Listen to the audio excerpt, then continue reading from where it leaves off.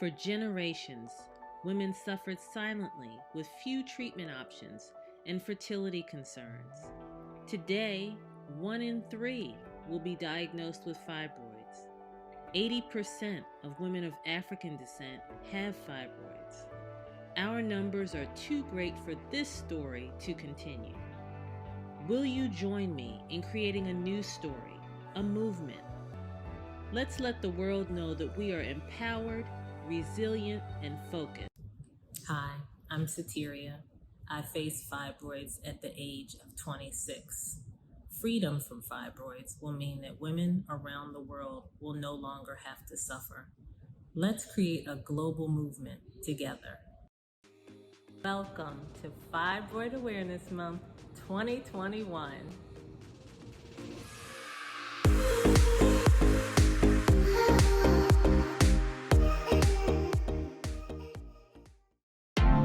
Our ambassadors are joining us. Oh my goodness.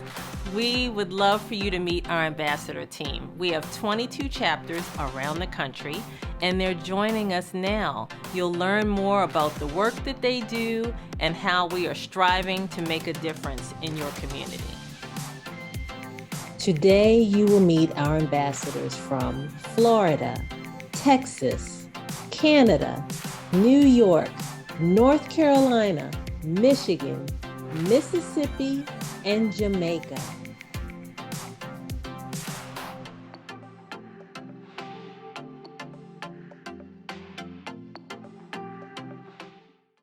Hi, I'm Belinda Monroe Gardner, your ambassador for the Houston chapter of the Fibroid Foundation. I'm coming to you from my favorite place, the Theater District. And I want to talk to you about something that's near and dear to me.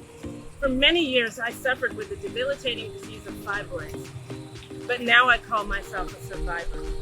And I want to walk with you along your journey because you don't have to suffer in silence. I'm Jessica, your ambassador with the West Palm Beach chapter for the Fibroid Foundation. I'm located here on Palm Beach Island. These are our beautiful beaches. If you're in the West Palm Beach area and you're suffering with fibroids, please reach out to me. I'm here for you. Join in our conversation. We have a hashtag, #AskHer. My voice is powerful. My name is Rebecca, and I'm the Fibroid Foundation Ambassador for Waterloo Region. Behind me, you'll see the beautiful Grand River and the Main Street Bridge in downtown Cambridge, which you might recognize from the Handmaid's Tale series. For more information on the Fibroid Foundation, please visit fibroidfoundation.org. Okay, you got fibroids here and heavy bleeding. I can get you on the OR schedule, have a hysterectomy, have this out, all taken care of, let's say 4 weeks. I can get you in. You want me to go ahead and schedule that? Not exactly. No, well, listen, you take your time, you think about it. When your symptoms get bad enough, just come on back, we'll take care of you, okay? I gotta run, I'll be right back. Does that remind you of your doctor's appointment? Let's change that narrative. Today on Diagnosis Fibroids, our ambassadors are sharing their fibroid journeys. You will hear powerful and sometimes emotional stories. From these stories, you will receive valuable information that will help you shape how you talk with your provider and how you navigate your journey.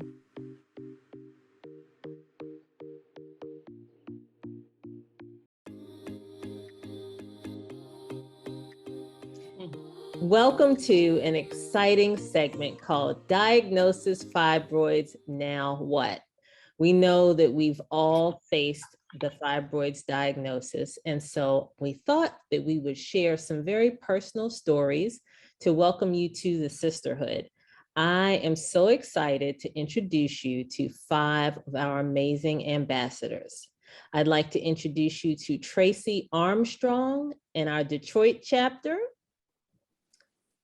Alexa Bordner in Brooklyn, New York, Marjorie Segre in Jamaica, Thomasine Haynes in our Jackson, Mississippi chapter, and Kamara Smith in Greensboro, North Carolina.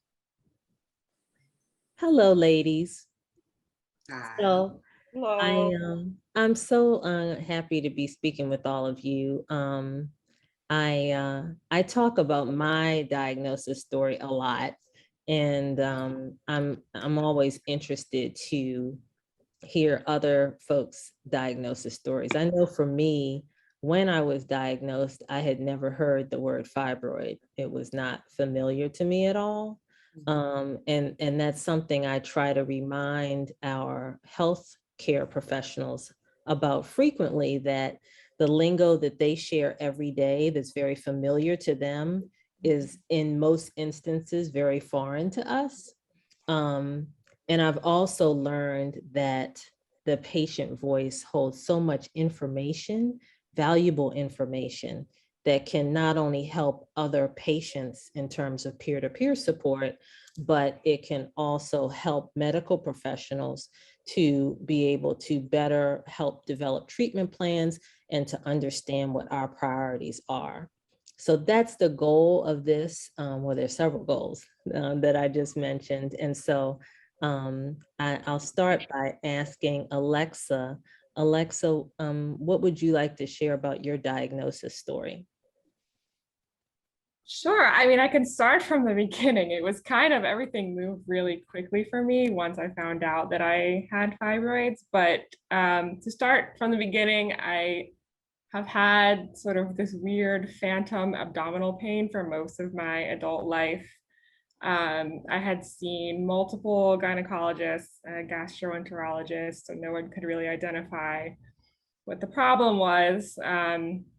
This is probably even back to 10 years ago.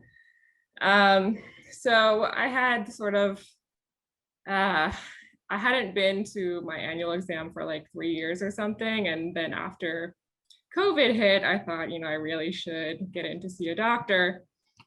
So I started researching doctors in my area. I decided on one and just hoped for the best because I hadn't had the best experience in the past with other gynecologists. And I got extremely lucky, in my opinion, because the doctor that I ended up with was really great. But I can also say that the last 3 years leading up to this appointment, I started having other symptoms as well, including heavier periods, like abdominal weight gain for no apparent reason. I also had strangely experienced incontinence when I was sneezing, and I had no idea what that could be from. I also was experiencing excessive fatigue, and I kind of chalked all this up to just stress. So I wasn't particularly motivated to see anyone about it until like all this time had gone by, and I thought I really should, go in for my annual exam. So when I went in, my gynecologist could not get the pap smear because my uterus had become so distorted from the fibroids that I had been growing all this time. So she asked if anyone had ever told me that I had a tilted uterus. The answer was no. So she took me in for an ultrasound and was able to see some of the larger fibroids that I had, and then sent me for an MRI, which showed that I had 15 fibroids. And the largest of them was 9 centimeters. So then we discussed treatment options. I ended up going with an open myomectomy 1 month after that appointment, and I'm currently 5 months post-op and doing really well, thank goodness. Wow, now that's quite a story. I'm glad that you're doing well. All of those symptoms that you mentioned, I had. Yeah. My first original fibroid was right on top of my bladder, so that caused the incontinence, and it was 9 centimeters at, I think, its largest size. So Yeah. yeah, so thank you for sharing that. And I think, that story is gonna really help someone. So I'll move on to Miss Kamara. Kamara, what would you like to share about your diagnosis story? Oh, well, first off, I love how, Alexa, as you were telling your story, me and Thomasine, we're just shaking our heads in agreement because it's like we're all traveling down memory lane together. So I first found out about my fibroids back in 2016. It was one night I was just sitting in my office chair, doing some self-care, painting my toenails, and just having a good old time. And out of nowhere, I experienced the most excruciating belly pain I could ever experience in my life. So I didn't think anything of it. I had never experienced anything before that. So I figured I would just take some ibuprofen, go to bed for the night, and we'll just see what happens the next morning. So the following morning, the pain did not go away. If anything, it got a lot worse to the point where I could hardly move. So my significant other took me to the hospital, and the ER, they did a CAT scan and an x-ray. And the nurse practitioner comes in and she goes, well, have you ever heard of uterine fibroids? And I'm thinking to myself, nope, I've never heard of the term fibroids prior to this visit. And unfortunately, the only thing she could tell me to do was monitor them. Again, at the time, I had never heard of fibroids, let alone to really know what to look out for or monitor. So that kind of gave me a bit of a scare at the time. I wasn't equipped with a lot of information. The only other thing I was advised to do was to follow up with my OBGYN, which I did a year later. And at that time, my OB discovered 2 more fibroids. My largest one also being 9 centimeters sitting on my bladder, where I was also experiencing incontinence. I was having issues, having bowel movements at times, constant pain, heavier cycles. So I really felt like, at this point, we needed to discuss some treatment options. Like, what do we do from here? And so my gynecologist, he at the time suggested that I should just take birth control to alleviate my symptoms in the meantime, while looking into a myomectomy. Fast forward to today, through 3 different OBGYNs, so many packs of birth control later, I still have my fibroids. I'm still working to have my open myomectomy. But I can say throughout my journey so far, the one thing that I did learn throughout my journey is to, never stop trying to find someone who will listen to you, never stop looking into all of the available treatment options for your symptoms. And, at the end of the day, just don't give up. That's what I've learned throughout this whole journey. But so I'm still on this journey. I still have my fibroid story, and hopefully we'll have a happy and ultimate ending soon. I'm glad you shared that. And we're going to make sure that we support you to have a happy ending. So it's all good. And I think one of the things that you touched on is the importance of seeking treatment and knowing what your diagnosis is early. Because sadly, these little fibroids can sometimes grow very quickly. And so it's really good to just be really as proactive as possible. So thank you. What a story. Oh my goodness. So I will move over to Miss Thomasine. Thomasine, what's your diagnosis story? Okay, so I was officially diagnosed in 2012. And my diagnosis came with my pregnancy with my daughter. And so prior to being diagnosed with fibroids, I've always suffered with heavy cycles, bladder control, headaches, like I'm down for 2 and 3 days at a time every single month, so that was like my whole story for about 10 years. Of course, my son, the doctors always told me that my cycles would get better after I bear children. After I had my son in 2007, it seems like they got worse. So from 2007 to 2020, 2012, it was just a constant battle. No doctors was able to tell me what was going on with me, other than, well, you can get on birth control to regulate your cycles. Only one doctor told me something about a cyst over my ovaries. That's the only thing I've ever heard, cyst on my right ovary. And so when I was officially diagnosed with fibroids, when I became pregnant with my daughter, with my daughter, the doctor asked me, have you ever been diagnosed with fibroids? And I was like, no. So that's my first time ever hearing anything about fibroids. And I was like, no. And I was like, yeah, so at this point, I'm pregnant. Now they're giving me a whole list of things of high risk pregnancy. So of course, I'm just like, you may not be able to carry a child full term. As where they're located will be an area to where, it's going to be kind of, your baby will be fighting for room in your womb pretty much. And so as she was actually growing in my womb, the fibroid was growing too. So it was almost like I was carrying twins on top of, it was hurting, excruciating pain every day. I could not even take medicine other than Tylenol because of the baby. So that pregnancy was a really, really tough pregnancy. I could not, hold on. And this is real. Thank you for sharing that. I'm sorry. That's all right. Take your time. That's all right. You've been through a lot. That's a lot to go through. So yeah, mentally, I wasn't prepared for it because I'm like, I'm carrying a child. I don't even know how this pregnancy is going to turn out.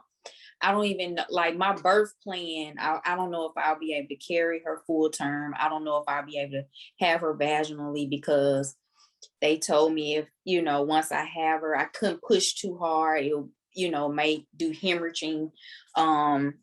They just gave me a whole list of worst case scenarios. So the whole pregnancy was very stressful and painful, and so after I had her, I did end up having her early, but I was 36 weeks when I had her. And she came out really healthy, really small, but healthy. She was in the NICU for probably a week or so, just for lungs and, different respiratory type issues, but nothing major. And so after I had her, that's when I started learning more about, okay, what fibroids were, and throughout the time that I, up to she was 9 months old, that's when she became like 4 or 5 months, I started back having the pain. The pain came back, and I was breastfeeding. So I don't know the correlation between that, but all of a sudden it just started all the way back worse. And so at this point, the doctors was telling me hysterectomy. And I'm like, oh Lord, that's not something that, of course, I'm still young. I'm like, I don't know about that. That really scared me. And so, another option was the laparoscopic myomectomy. And so I ended up getting that done when she was 9 months. So I had to stop breastfeeding her to get that done when she was 9 months old. And then fast forward 2 years later, in 2000, and I had her in 2013, 2015, I was still having that pain. They grew back. They grew back with a vengeance, again, between the first surgery and the second one, I still was not educated on would they return, what changes I need to do, what do I look forward to after this surgery. So again, I wasn't even prepared again for 2015 myomectomy again. And so that's when after 2015 I went through that one. That's when I decided to kind of start educating myself a little bit more on how to prevent them from coming back, because the doctors was on it. So, well, it's genetics, The only thing you can do, you know, birth control or hysterectomy. Fast forward through all that, I went through that, and that's when I took it upon myself to start changing my diet, you know, and doing more intentional work with, and I think it was so intentional that I don't know, I became OCD on learning like what not to eat, what to eat, and you know, things like that. But I am right now, fast forward, I am at a place where I'm able to manage because I changed my whole entire lifestyle. Like, I do still suffer from anemia though.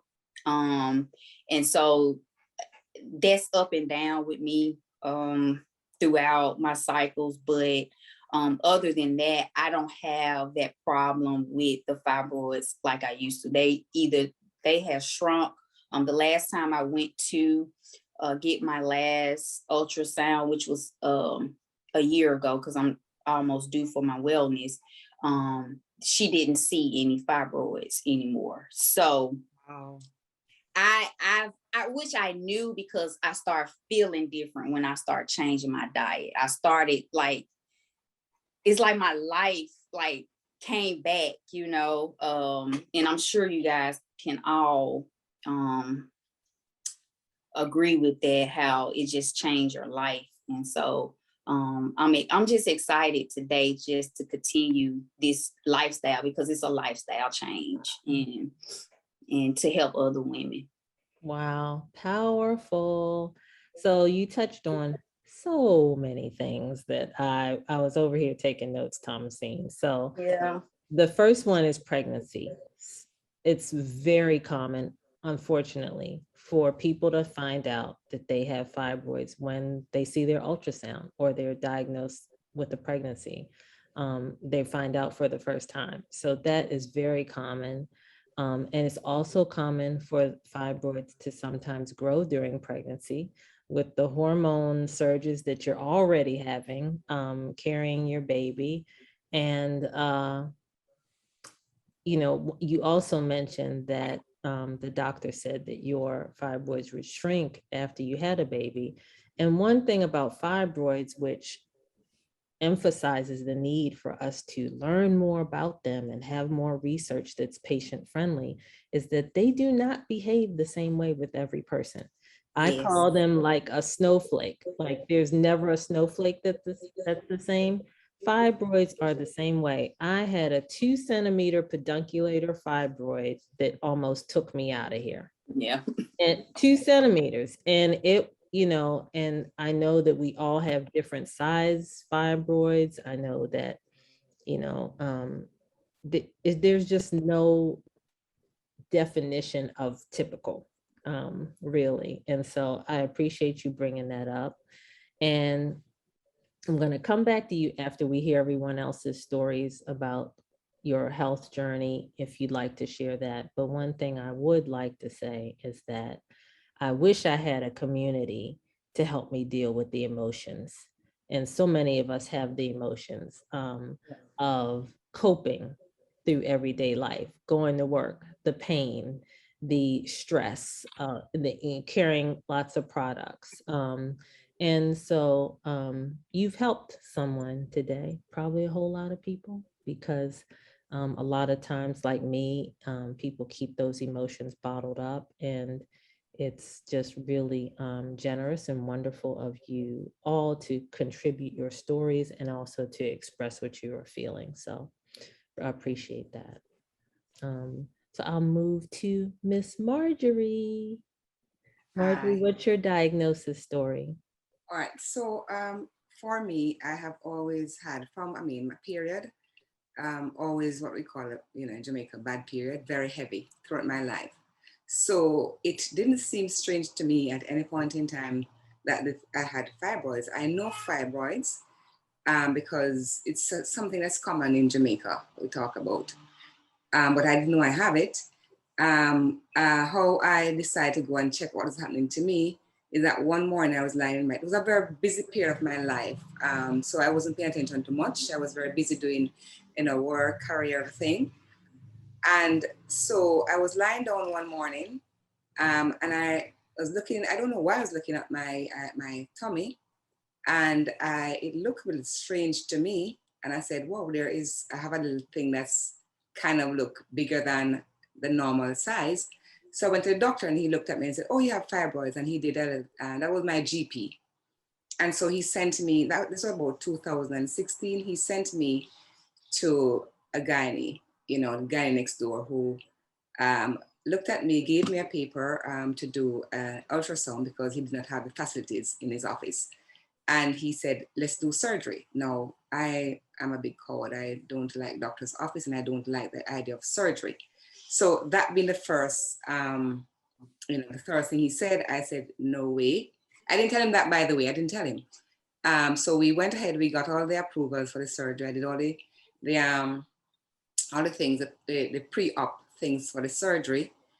And I went back to my GP and I showed him the results of the ultrasound and so on. And he said, are they bothering you? I said, no. He said, leave them alone. I said, okay, fine. And I left it. I didn't get in touch with the gynae again. I just moved on. And so, I know I had them. And so I was trying to manage my fibroids. I don't know how I thought I could because I did not change much. I continued as normal. About 2018, I realized that I needed to do something. And so I started going to what we call a naturopathic doctor to, so I could change my diet totally, which I did at that time. And so I was going along fine. I'm losing weight. I think I look good and I'm thinking they're shrinking. And so I went back to the doctor in 2019 and GP, I was starting a new job and I was doing the medical for the new job. And so I went to their GP and he was very concerned. He said, you are, all I'm seeing is fibroids. And so that got me very concerned. And so is that the story? No, that's not really the story. No, I'm missing a part here. So before I get to there. So I've gone to my, I think 2008, I went to my gynae and he said, we did an ultrasound and he said I need to do surgery because the fibroids were very big. I had one somewhere underneath, I forget my pelvis area. So, not pelvis, underneath, below, I don't remember the area here. Your rib cage? The rib cage, right. There's a huge one there. And he was also concerned that there could be cysts. And he said the fibroids did not concern him. The cysts were the major concern because these become cancerous. And so we scheduled another surgery. By this time, I would not be able to do laparoscopic surgery. I would only be able to do the myomectomy surgery. And of course, again, I said I don't like doctors or the idea of surgery. So I continued my natural diet, and I continued, I put out the surgery. My father died in that same year. Of course, another excuse not to do the surgery on my part, and I did not. But he got scared when the other doctor now was afraid that I was very skinny and all he was seeing was the fibroids when he examined me. And so at that point, I had a conversation with with God, and I said, if I plan what I'm going to do, my story or my argument to my gynae why I would not do the surgery. And so I had a very good plan. I said, Lord, if at all that you if he said, with all of my strong argument to do the surgery, he says to go ahead, I will go ahead and do it. And so when I went, he was not having any of it. He told me that he had a patient who had the same, who had the same condition and had died because a blood clot formed under one of the fibroids and killed her. And so he was very concerned that that may be the thing that would that would be the same thing that befall me. And so in 2019, I went in, I did the surgery. And so it's almost 2 years and it has been very good. I healed quickly. I was back at work in 3 weeks, although I was told not to. I lost a lot of blood during the procedure. But I'm here and I'm happy. I'm living better. It's the best thing I've ever done, I think, the surgery, because my life is better. This is the best period I've ever had in my entire life. I mean, this feels like, I said, whoa, it's heavy some days, but generally it's good. It's good. So I'm happy. My only regret is that I did not take it up in hand, or I did not address the issue sooner, because I don't think I need to go to do the full mammectomy where they cut you open in that fashion if I had taken up or asked relevant questions when I got fearful, and instead I did not address the issue full on. So I think one of the things I would say to persons, having the diagnosis, was to say, ask all the questions you have outright, what are the treatments that you can, what's possible. And so, so you have, you know what you're working with. For me, I was more afraid. And so I kind of ran until it got very late, to the point where the fibers were too large, and I had to go in. Thankfully, I didn't have to go we had to cut from top to bottom, because the doctor said that there are times when they go in, and you have to do I don't know what they call that thing, they cut your tummy from up to down. And it takes a while for you to recover from that surgery. So yes, so that's my story. And I think it's important for us to speak. I think women generally keep our health private, and so we don't talk. So after I did my surgery, I found out I have friends who actually, were suffering and did a similar surgery, at points 2 times anyway. And so I did not know, because we don't share, to say these are what we're going through and this is how we can help. And so it's important to have a community that you can share what you're going through. And so there, as I said, the fibers are different per persons, but then we have a similar story and a journey as we, try to navigate this thing called fibroids. So that's my story. Thank you, Marjorie. Another powerful story. You too touched on a lot that's really important, and you ended talking about the stigma of silence. And so I hope that everyone watching knows that we're working hard to create a safe space where you can share your stories, and hopefully you have a local community, which the ambassadors provide, that you can share your story as well. And I think, like you, I suffered through the symptoms, and a doctor had to tell me, Sateria, you cannot continue to live like this, because I was coping, and I needed like a doctor that he literally took me by the hand and said, you cannot continue. I think my hemoglobin was 6. And I was still trying to push through and not have surgery. So thank you for raising that as well. Miss Tracy, what is your diagnosis story? Well, I was diagnosed in 2009, and how I found out is pretty similar to what others are discussing. I had frequent, multiple cycles within the month. Like, that's how I found out. I'm like, okay, what's going on? I just, everything is done, and here I go again. So I didn't understand that. So I went to the doctor, and that's when they told me I have fibroids. And I didn't know anything about it, but I do remember my mother telling me that she had it, and all her sisters had it, and her mother had it, but I really didn't know a lot about it. And at that time, I really wasn't researching. And then it became even more problematic. And that's when, I believe, diagnosed in 2009, 2011, is when I decided to seek some counsel.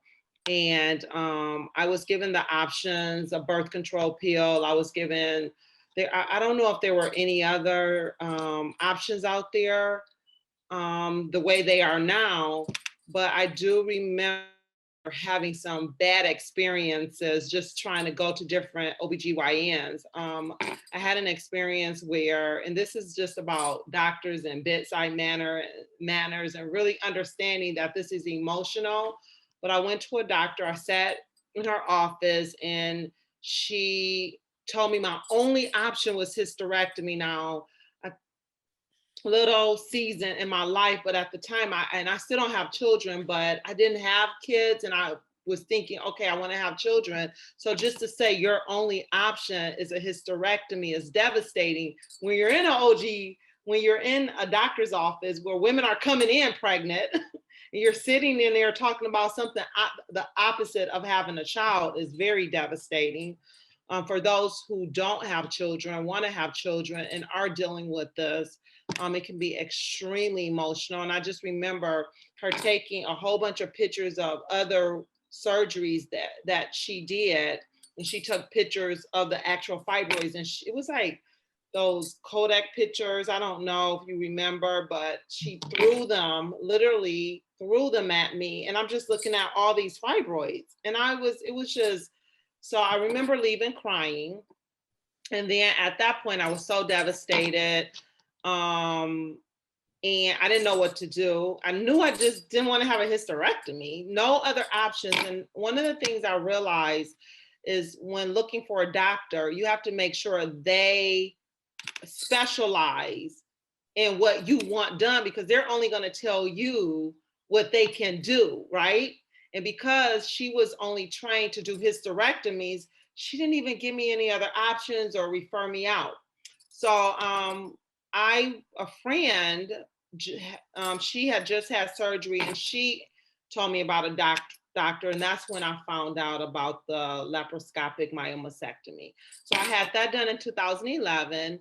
I was absolutely fine. At that point, I knew everything I should have known about the diet part. I just didn't really follow it because I was feeling really good. I didn't have fibroids. My stomach went down.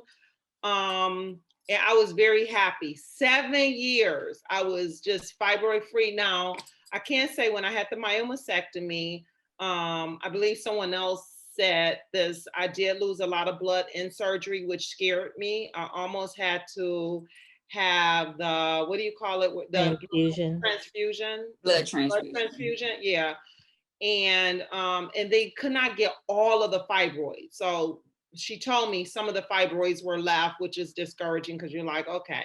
But it did buy me 7 years without having issues. Then they came back in a vengeance. Oh my goodness. To the point where how I found out they came back is, I know everyone is talking about incontinence, but I had that. And on top of that, I was at a family reunion and I was rushed to the hospital because, and I don't know the medical term for this, but I couldn't go to the bathroom. Like I'm like pushing and I'm not having any success. And I'm like, now that is scary, to the point where I was rushed to the ER because my bladder got so full, hours of not being able to empty my bladder. That was the scariest thing ever. And it was, I didn't know when it was going to happen. Now, you don't want to be anywhere and that happens, right? Because that's an emergency. And that's when I was like, okay. So that's when I found out about the Fibroid Foundation and got a little bit of information from the foundation and decided I want to once again do something, but I didn't want to have the myomastectomy because it took me so long to heal. I know someone said they healed in 3 weeks. It took me 3 months. So everybody's body is different. They were like, it should be 8 weeks. It took me longer than I believe the hysterectomy just to heal from a myomastectomy. And I didn't want to go through that again. So what I did was called the radio frequency ablation. And I was really excited about that procedure because I was thinking, okay, if I do this radio frequency ablation, it's going to at least shrink the fibroids by 40%, which is what I was told. And it will at least, I knew it wasn't going to take it away. I was just thinking in my mind at the time, I just want to buy time. And just give me time to think or, whatever, and process a hysterectomy and not rush into it.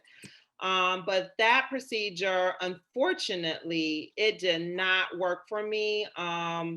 I believe maybe I lost 1 centimeter. It did not relieve, it didn't shrink the fibroid enough to stop pushing on my bladder and having all these other issues that I was having. But I want to say I remain encouraged. I am still suffering with fibroids. I do have some really discouraging days only because sometimes I feel like my only option now is is the hysterectomy, because I've been through 2 surgeries, right? But after being a part of this foundation and going to the summit and listening to all these doctors and getting information, learning about the diet, the vitamin D that they talked about, I am encouraged. And I have a doctor's appointment actually in a few days where I'm now going to learn about is it called embolization? Yeah. Another procedure. And I'm nervous because I don't want to go through 3 procedures and they don't work. So, but I still have to give myself an option to go through all of those procedures before I actually do the actual hysterectomy. And so this platform and this group and being part of this group and having access to everyone is very encouraging. So I don't feel like I'm suffering alone. I feel like I look at the bright side. Well, I'm not having the heavy cycles and the heavy bleeding. I'm not anemic. And the issues that I was having maybe happened 4 or 5 times within a year. It's not happening every single day. So I have to look at the bright side. So I'm still trying to figure this thing out, but I know I'm going to one day have a different story where I'm going to be able to talk about how I'm not suffering anymore and I'm a survivor of this. That is awesome. Thank you, Tracy. And you too, all of you brought up some just really important topics that we could even just individually dig into at length. But 2 things I'd like to touch on, Tracy, is that you talked about how people don't know that members of their family had fibroids until they're diagnosed, and then they go back and say that. And this is for women and men. Men tell me all the time, I told my mom I was working with this organization or met someone from the Fibroid Foundation, and they find out that their mother had fibroids or had a hysterectomy. And you also talked about doctor specialties. So one of the obstacles that we face, that we are working so hard to combat, is that most gynecologists are only trained in hysterectomy. Mm-hmm. And that is not our go-to solution. And so one of the things we've done is to launch a physician's pledge on the website, asking providers to ensure that they will share all treatment options with patients, whether or not they provide them, because the fibroid surgeries are minimally invasive gynecologic fellowships, specialties. And those are the people who are most often, sometimes that's not the case, sometimes gynecologists are trained in some of the more less invasive surgeries, but usually it's a MIG surgeon. So thank you for sharing that story. Thank you all. I know it's 8 o'clock. I have a couple more questions and comments, but if you needed to go, feel free to sign off, and I can follow up. Does anybody want me to stop, or can I just ask 2 more questions? Go ahead. You can go. Okay. All right. For it. Thank you. So, and feel free too to ask me any questions if you like, either on air or off, because when I'm done, I can stop recording. Okay. So, Thomasine, I would love to hear you talk about yoni steaming as it relates to your healing journey, because I think we focus sometimes on the things that did not work and not enough time on the things that did work. Yes. Okay. So yoni steaming came in my life after, I think I didn't hit on this, but in 2018, there was a moment where I had a real bad episode to where I fainted and my sister had to rush me, like I always gave my family members an extra key to my house, only because during my cycles, I didn't know how I would be, so that they can help me take care of my kids. Cause sometimes it would get to the point where I couldn't take care of myself. So I couldn't even take care of them. And so, I ended up going to the hospital. That's when I got my blood transfusion. That's when they said, hey, look, hysterectomy. That's it. That's the only option you have. So for me, I was like, let me think on it. Months went by. I was going back and forth with the hysterectomy idea. I even went, someone mentioned the brochures about, actually going. I had brochures, had the hysterectomy set up and everything. And then that's when from a spiritual standpoint, I fasted. I went on a fast because for me, I wanted to just pray about it to see if that's what God wanted me to do. And so doing that fast, I'm thinking, oh, I missed the part. I asked my doctor, is there any other way outside of a hysterectomy naturally could I help with these fibroids? She told me, no, there's no other way. Hysterectomy is the way to go. If you want the best quality of life, do you want to continue to suffer like this? It was kind of like that. And I'm sitting here like, no other way, And so she told me about foods I can eat to manage my anemia. And so green leafy foods and things like that. So that's the only thing that she pretty much gave me. So fast forward doing my spiritual journey, I just started asking God, like, lead me in a direction to where I don't want to have the surgery. I want to go more of a holistic route. And so that's when I start just learning more about herbs, like natural herbs, natural remedies. That's when I started with the food and everything. When I started learning about herbs, that's when the yoni steam came up. And I started, okay, what's the steam, the yoni steam? So I started looking into the yoni steam. I started ordering like herbs online and blending them myself and doing I got like a camper, a toilet seat that you go to the camping with. I got one of those.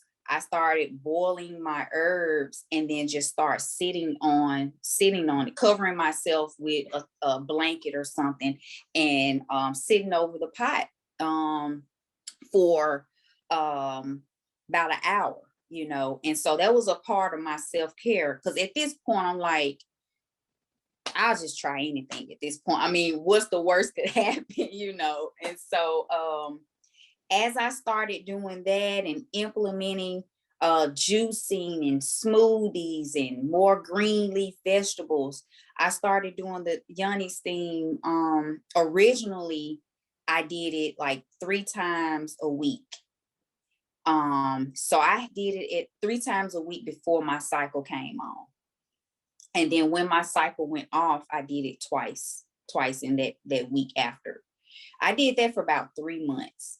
The first month, I didn't see a change. Second month, I'm like, oh, okay. But I was like, okay, I'm going to keep doing it because I have to trust the process. Third month, I start feeling a little cramping and stuff, and I'm like, what is this? So that's when I reached out to a wound health education mentor, and she started educating me on what I should expect from it, what it'll look like, how it will appear.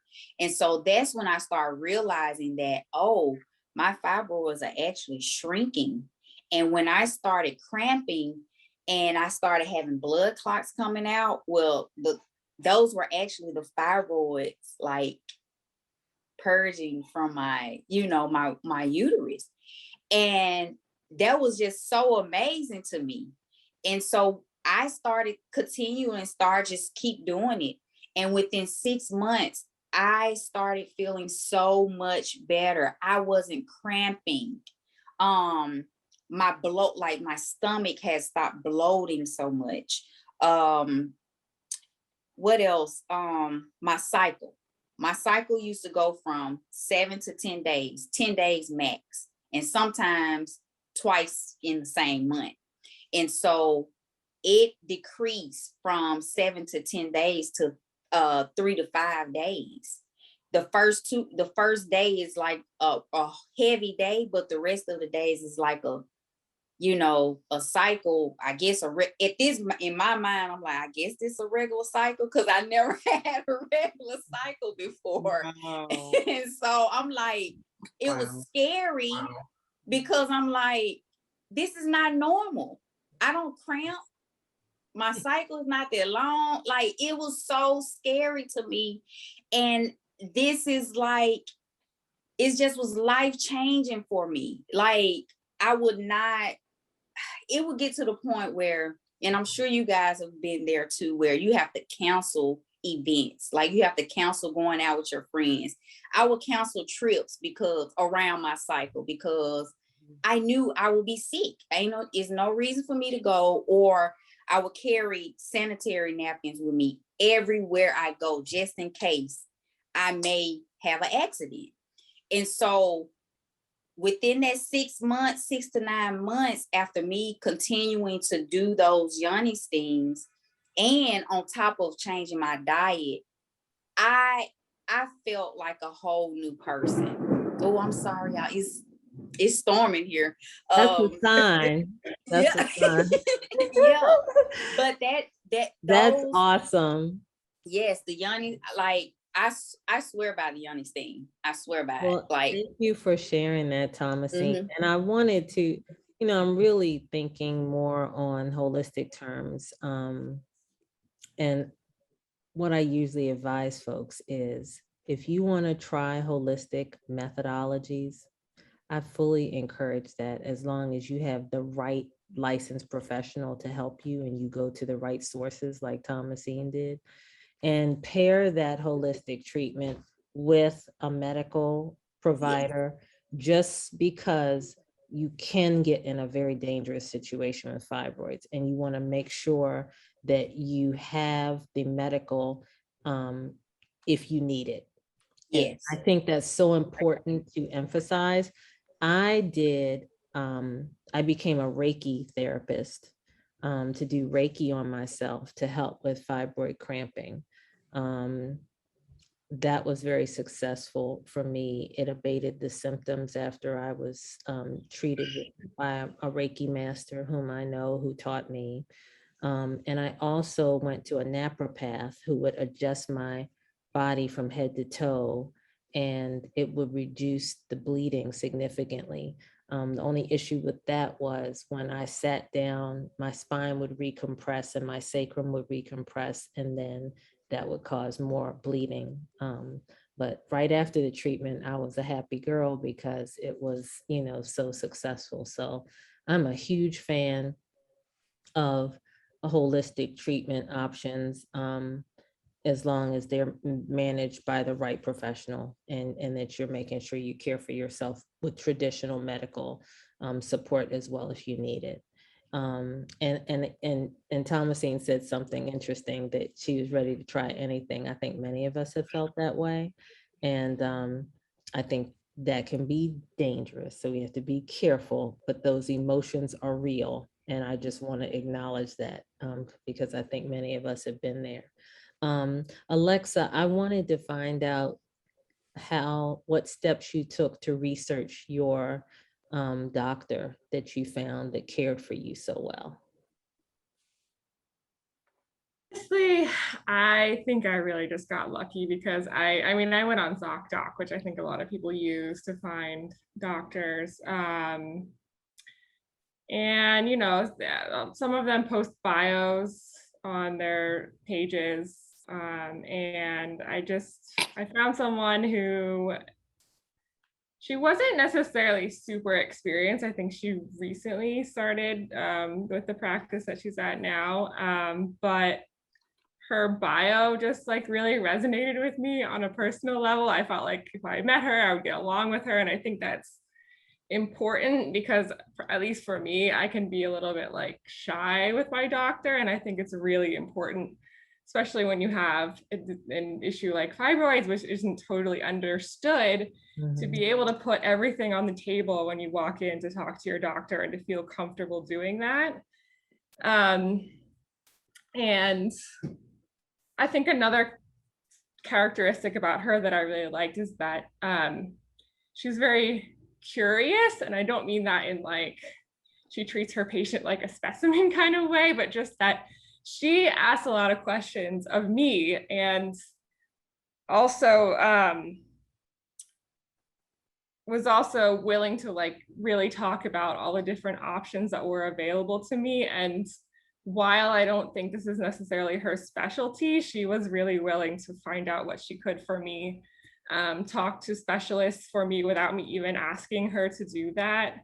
And so I think just kind of, at least my approach was to find someone who I felt like would listen to me, and just sort of be able to connect with me in a way that made me comfortable when I was going in to see her. That is huge. The fact that she was an advocate for you and she made your care a priority. And as a patient, you sensed that and felt comfortable with her treating you, which is oh so important. And a lot of you touched on hysterectomy being given as an option. And one of the talking points I usually have at medical conferences is that women have a desire to maintain their uterus, whether or not they have plans to have a child. I mean, it's a part of our body. It's not dispensable. And I'd like to completely do away with the talking point of you're this age and you could have a hysterectomy. That's been thrown at me a number of times. And I think we just need to move away from that way of thinking. But I am just blown away by all of your stories. I have so much respect and just heartfelt emotions around all of your journeys. And I am so grateful for your presence, to be able to get to know all of you and to hear your stories. And I'm so grateful that you shared them today.